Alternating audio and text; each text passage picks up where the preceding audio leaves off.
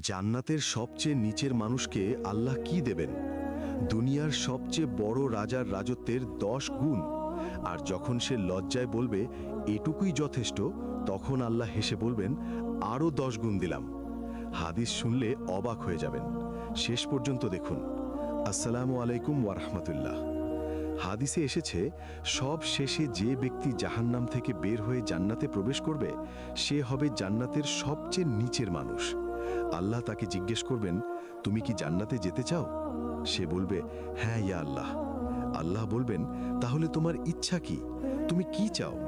সে বলবে, আমি চাই আমার একটা ঘর হোক, একটা বাগান হোক, একটু পানি হোক। আল্লাহ বলবেন, আর কিছু? সে ভাগতে থাকবে।